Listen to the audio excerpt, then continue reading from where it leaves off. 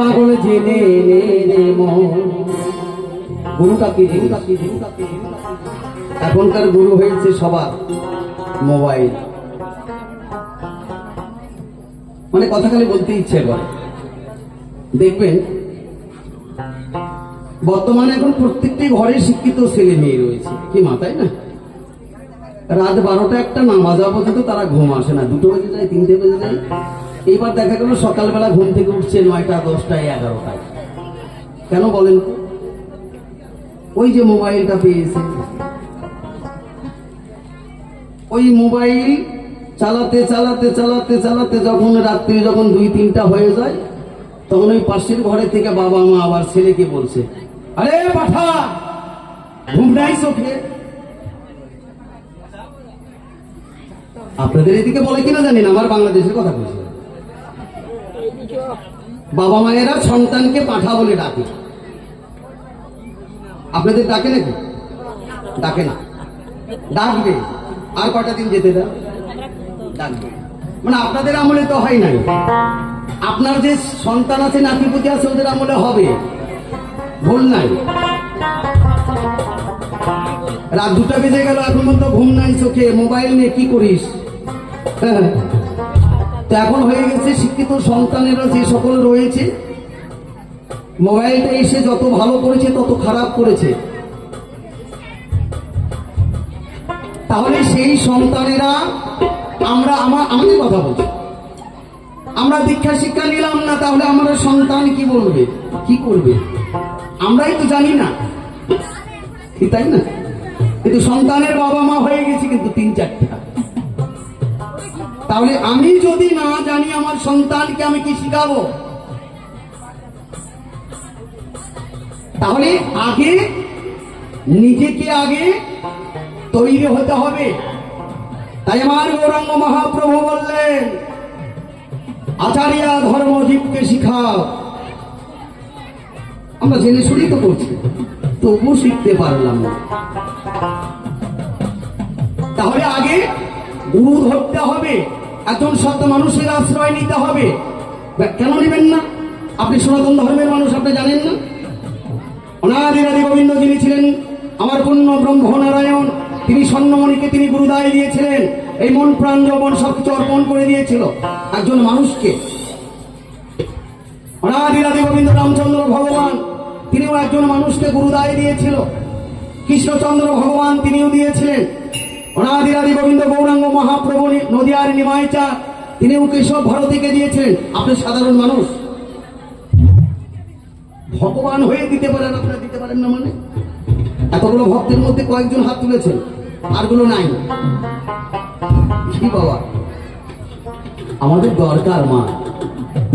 এই দেহ ছিল শ্মশানের সমান, গুরু এসে মন্ত্র দিয়ে করল ফুল বাগান। দেহটাকে ধরে রাখো, জানতে হবে, চিনতে হবে। মানব গুরু কল্পতরু জানো তার বিধান। এই মানব গুরুকে যদি সাধন ভজনা করা যায়, পরম গুরুর লাভ পাওয়া যায়। আমরা জানি, বুঝি, শুনি সবই। ভগবান আমাদেরকে সবকিছু দিয়েছে, কিন্তু তবুও অজ্ঞান। তো যাই গানের ভাষায়, আমার বাউল কি বলছে গানের ভাষায় শোনো।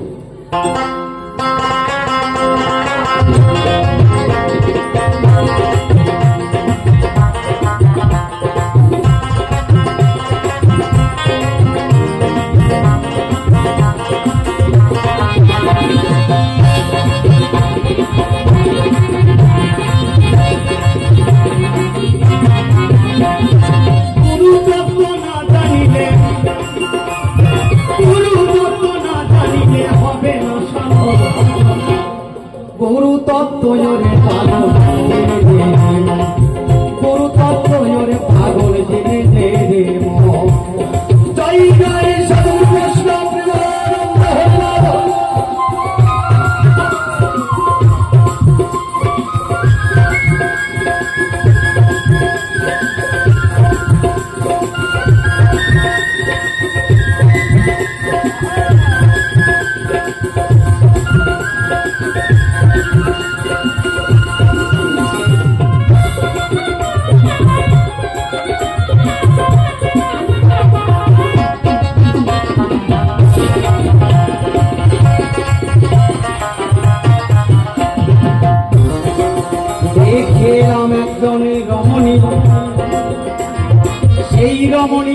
ওরে পাগল চারজন স্বামী। দেখলাম একজন রমণী, সেই রমণীর চারজন স্বামী। খাতার কলমটা নিয়ে বস ভাই। সেই রমণীর জনিপত্র রয়েছে তিনখানি। কোন কোন জনিপত্র পেল কোন কোন স্বামী? কাজে লাগবে মা। দীক্ষা গুরু শিক্ষা গুরু স্বামী রূপে কয়, শোনো শোনোই ওরে পাগল দেখো শাস্ত্রে তাহা রয়। এই দীক্ষা গুরু আর শিক্ষা গুরু হয় আমাদের স্বামী। আমার বলতে ভুল, আমার 14 গোষ্ঠীর স্বামী। এই দীক্ষা গুরু যেদিন একজন মনের মানুষের সঙ্গে দেখা হলো, রাস্তায় থেকে তাকে বাড়িতে নিয়ে আসলাম। দেখে নিয়ে এসে সুন্দরভাবে সাদা পরিধান করিয়ে, তুলসীর মালা কণ্ঠে ধারণ করিয়ে, পঞ্চপ্রদীপ পঞ্চফল পঞ্চপ্রদীপ পঞ্চফুল দিয়ে সুন্দরভাবে বৈষ্ণব বেশি সাজিয়ে দিলেন। সাজিয়ে দিবার পরে একটি ঘরের ভিতরে নিয়ে গেল ওই মানুষটি। আমাকে নিয়ে যাবার পরে তার জিহ্বা লিঙ্গের দ্বারাই দেখো আমার কি কর্ম করিল। আর সেই দিন আমার এই একটি কর্ণ জুনির সঙ্গে শৃঙ্গার হইল। সুন্দরভাবে পরিধান করিয়ে ওই মানুষটার সঙ্গে আমার একটা কর্ণজুনি ছিল, তার জিহ্বা লিঙ্গের দ্বারাই আমার সঙ্গে শৃঙ্গার হলো। তাই ওই মানুষটি আমার স্বামী। আমার ছেলেরও আমার সন্তানদেরও স্বামী। তাদেরকে আমিও নিয়ে দিয়েছি, আমার বউকেও নিয়ে দিয়েছি, আরো একজন স্বামী রয়েছে। তাই এই গোসাই গুরুদেবকে বলা হয় আমাদের স্বামী। আবার আর একদিন কিছুদিন পরে আরেকটা মনের মানুষের সঙ্গে দেখা হলো, তাকেও আবার ডেকে নিয়ে আসলাম। ডেকে নিয়ে আসার পরে সুন্দরভাবে তার চরণ ধৃত করে দিয়ে আবার ঘরে নিয়ে গেলাম। একটা ঘরের ভিতরে নিয়ে গিয়ে আবার সুন্দরভাবে আমাকে বৈষ্ণব বেশে পরিধান করিয়ে, আমার একটা কর্ণজুনি ছিল, সেই কর্ণজুনি আমি তাকে দান করলাম। আবার ওই মানুষটাও আমাকে কি করলো না, তার জিহ্বা লিঙ্গের দ্বারাই আমার সঙ্গে চিঙ্গার হলো। তাহলে আমার দুটা স্বামী হয়ে গেল, আমার দুটি কর্ণজুনি। দুটি স্বামী, 4 স্বামীর মাঝে, আর আমার 3টি জুনির মাঝে আমার একটি কর্ণজুনি, দুটি কর্ণজুনি, আর একজন স্বামী রয়। যেমন আমার বাবা এই সংসারের স্বামী, আমি যেমন একটি স্বামী। আমার যে সকল বাবারা রয়েছেন এরা সংসারের স্বামী। এই স্বামীরা এই সংসারে কি পেয়েছে? কি পেয়েছে? আমার মায়ের একটা জুনিপদ্ম পেয়েছেন, যার নাম হয় কর্মজুনি। আমার বাবা আমার মায়ের দেহটাকে ভোগ করেছে। স্বামী কয়টা হলো? 3টি স্বামী। জুনিপদ্ম কয়টা হলো? 3টি জুনিপদ্ম। আমরা সবাই প্রকৃতি। তাই আমার পিতা আমার বাবা বললেন আমি স্বামী হতে পারি নাই, আমি হয়েছি আসামি। আমিও হয়েছে আসামি, আমি স্বামী হতে পারি না। আর হয়তো বাবারা হতে পারে স্বামী। কেন বললেন যে আমি আসামি? না, আমার বাবা আমার মায়ের কাছে প্রত্যেকটা দিন তিনি ধরা পড়েছে, নিত্য মারার হাত থেকে রেহাই পাই না। প্রত্যেকটা দিন মার্ডার করেছে আমার পিতা। তাই আমার পিতা বললেন আমি এই সংসারের স্বামী হতে পারি নাই, আমি হয়েছি আসামি। তাহলে 3 জন স্বামী শেষ, 3টি জুনিপদ্ম শেষ, আর একজন স্বামী রয়। বলেন তো মাকে, আপনাদের আর একটা স্বামীকে? উনি তো বললেন আপনাদের নাকি 5 স্বামী, আবার গানে বলে গেলেন 4টা স্বামী।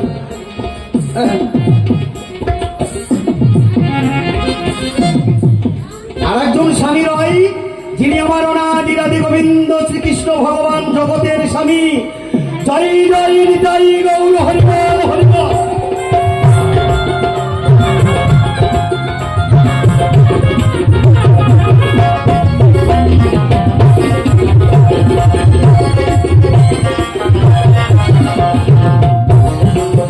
এই চারজন স্বামীর মাঝে যদি একজন স্বামী মারা যায়, সেই রমণী বিধবা হবে না সধবা হবে।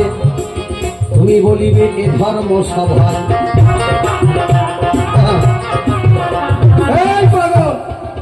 কোন স্বামী মারা যায়? তোর মতো যে সংসারের স্বামী তাই মারা যায়। অর্থ লোভ লালসা বলতে সবই রয়েছে।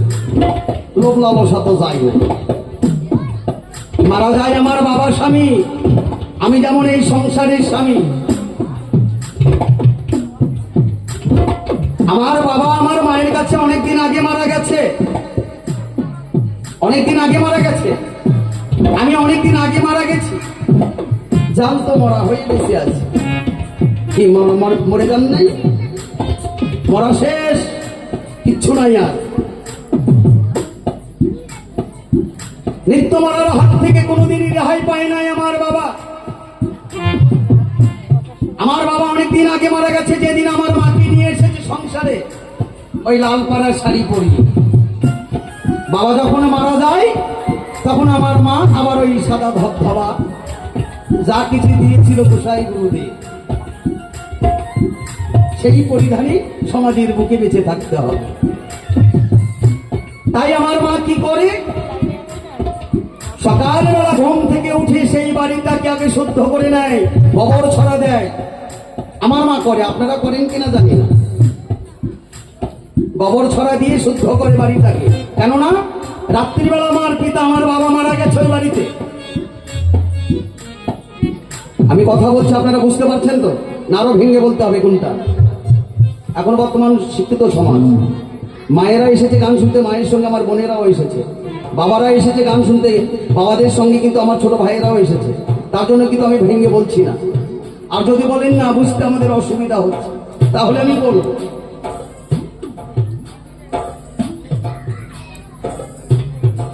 তাই আমার মা কি করে, আমার বাবা রাত্রিবেলা মারা গেছে, আমার মায়ের কাছে ধরা পড়েছে, মার্ডার করেছে। তাই আমার মা সকালবেলা ঘুম থেকে উঠে বাড়িটাকে শুদ্ধ করার জন্য গোবর ছড়া দেয়। উনি বলে গেলেন কোন স্বামী মারা যায়? আমার বাবার স্বামী মারা যায়। নিত্য মরার হাত থেকে একদিনও রেহাই পায় না, সেই মূর্তিই আছে, মূর্তি।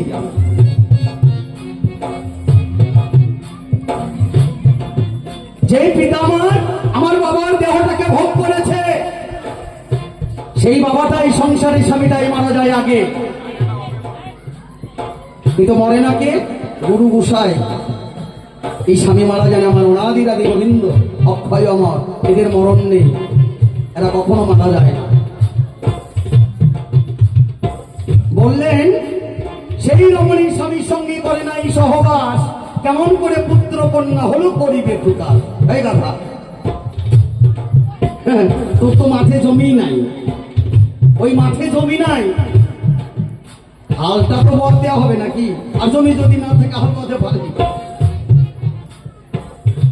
আমার পিতা আমার বাবা আমার মা যদি মিলন যদি না করতো, আমি তো মহন্ত আসতাম না।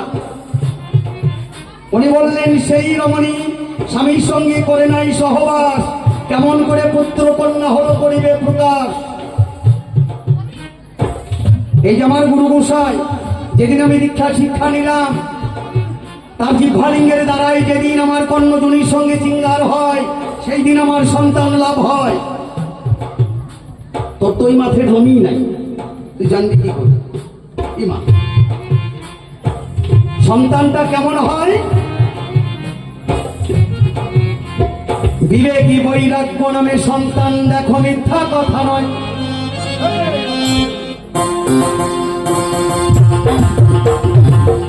আর মনমতি নামে মেয়ে জন্মাই দেখো, শাস্ত্রে তাহা কর। তাহলে আমার সন্তানকে আমার বিবেক বৈরাগ্য, আমার মনমতি, এই স্বামীদের সহবাসে আমার সন্তান লাভ হয়েছে। এই তো তোমার কথারই জবাব কথাই মিটে যায়। শোনো শোনো ওরে পাগল বলি আমি এই ধর্ম সভায়।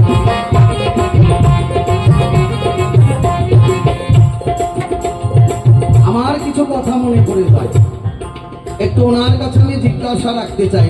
কি বাবা জিজ্ঞাসা রাখবো? রাখবো।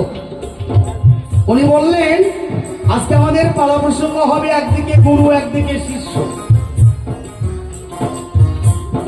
আচ্ছা এই গুরু আর শিষ্য, শিষ্যটা আবার কি?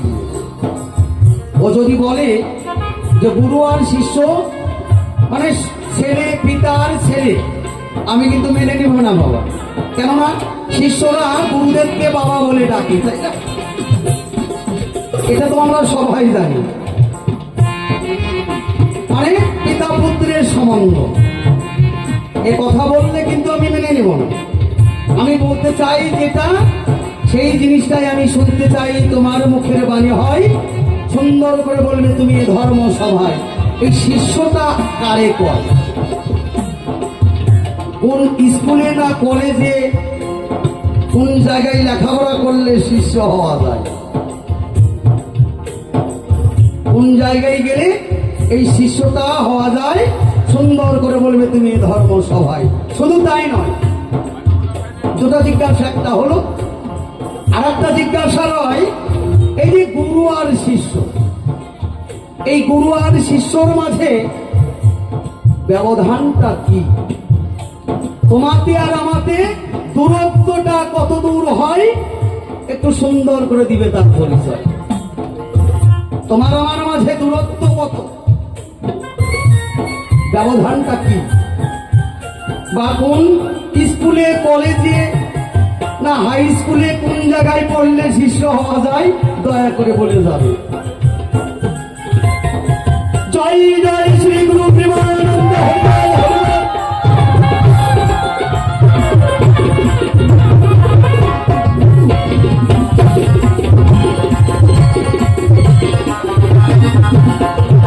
গুরু তত্ত্ব না জানিলে, গুরু তত্ত্ব না জানিলে হবে না জীবের সাধন ঘটনা।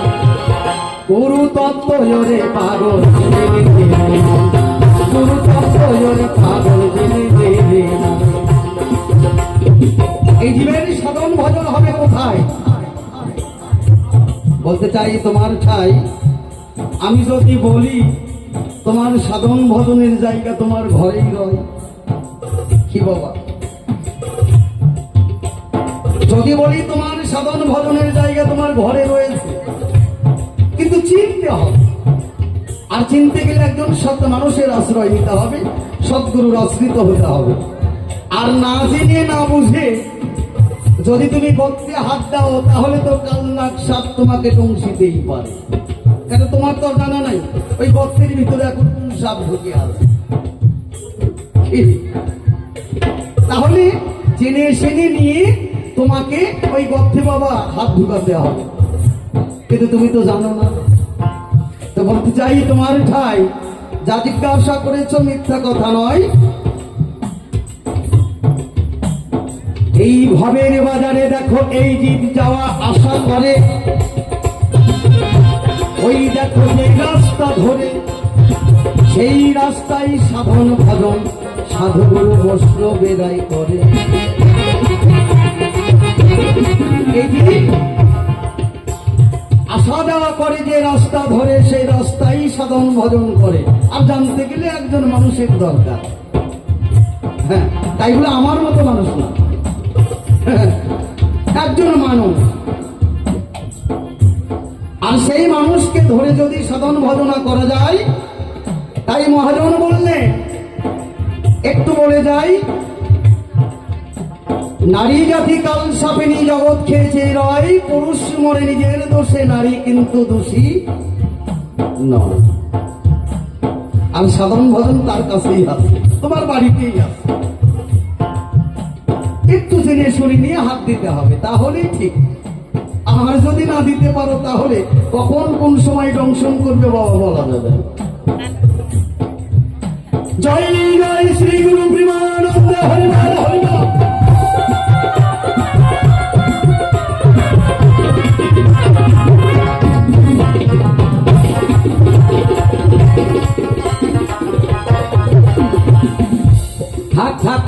কথা বলবো না যাবো আমার কবির কল্পনা।